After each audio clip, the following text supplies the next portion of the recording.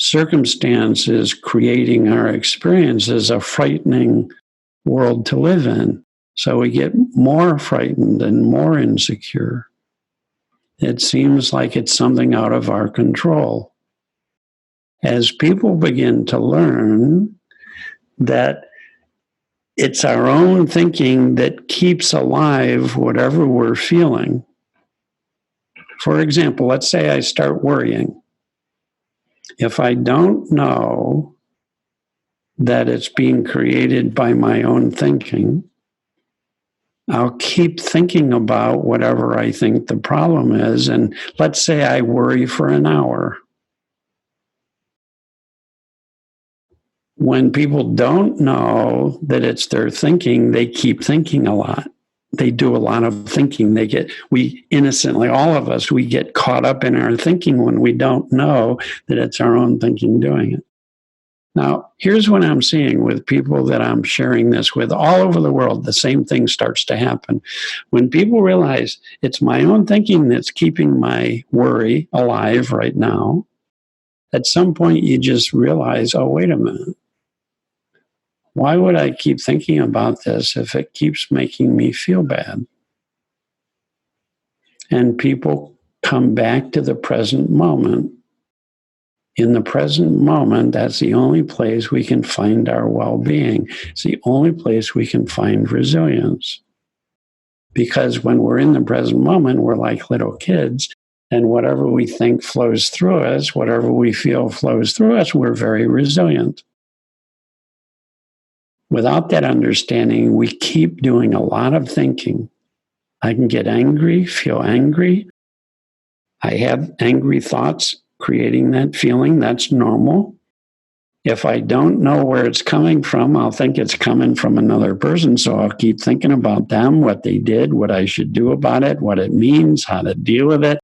And all of that thinking keeps creating more feeling. What kind of feeling? Tension, stress, upset. Innocently. It's all innocent. Why is that? We haven't learned that this is how it works. That's why I'm on your show, Amy. I want everybody to know this. People all over the world now are sharing this with their kids and with their grandkids, and as I'm doing now, and just living from that understanding, and it's reducing dramatically the amount of stress and worry and upset that people live in. So are you basically kind of saying that this is all in our heads? Because I can imagine that there's going to be some listeners that say, well, no, sir, there really is this issue going on.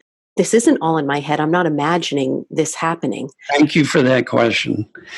This is not denying that anything outside of us is happening and that horrible things don't happen and that difficult, challenging things don't happen. That's always true. But how we think about what's happening determines our experience. Here's a metaphor. Say you're driving your car, it's pouring rain, it's really hard to see. You're on an expressway, so you're going quite fast. You really need to have good visibility. Now, if you didn't know you had a windshield wiper, you're innocently putting yourself in danger. And by turning on the windshield wiper, which is allowing your thinking to flow, coming back to the now, you're not denying that it's raining. You're not denying that there's traffic. You're not denying that you have to successfully navigate this traffic safely. It's just there's never a downside to being more clear-headed in any circumstance. That's why they say, in case of emergency, stay calm. They don't say, in case of emergency, worry yourself sick. Why is that? We don't see as well. We're not as clear. We don't have as much common sense, which is available to anybody when they're clear-headed and in the now. And common sense is what we need to be able to deal with extremely difficult circumstance, any circumstance. So it's not denying anything. It's just allowing us to be more present to life without being so caught up in stressful thinking that burdens us and weighs on us. All right? No downside to being more resilient, to being clearer, to making better decisions, to having more common sense.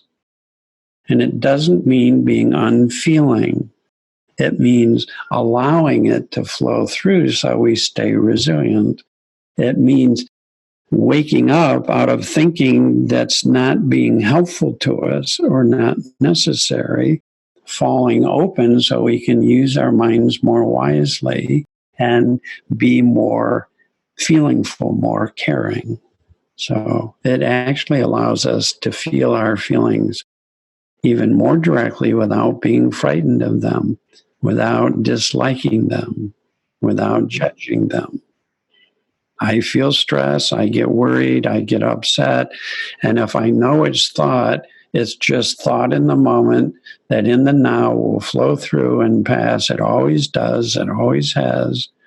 And if I don't understand that, I'll be like anybody else and I'll keep thinking about it and it'll keep alive those feelings. And then it starts taking a toll on me.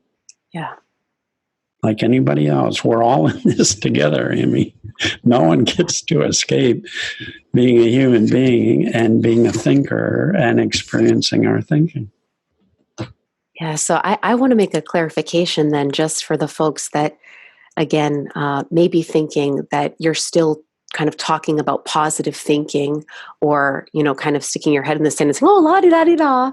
Yeah. It seems to me you're not speaking about that. You're speaking about something much maybe deeper or fundamental to that. If I'm caught up in my positive thinking and thinking about things positively, I'm still not in the now. Mm.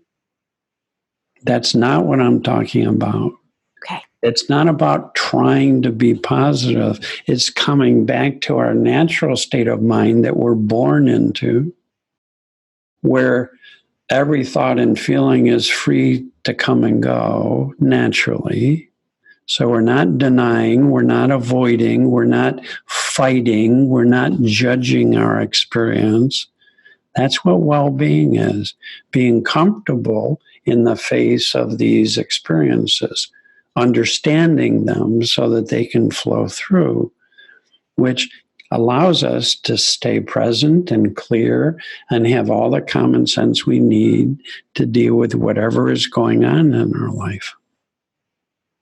I'm Amy Patterson of Patterson Insurance Services, a family-run agency specializing in Medicare plans and hospital protection products. And we all hope that you have found this interview to be thought-provoking, perhaps a little bit practical. So if someone you know would benefit from seeing this, please share it. And if you're interested in the full interview, all you have to do is click the box on the screen and you'll be taken to the full 50-minute interview with Dr. Dicken Bettinger. From my family to yours, we wish you nothing but the best during this difficult time.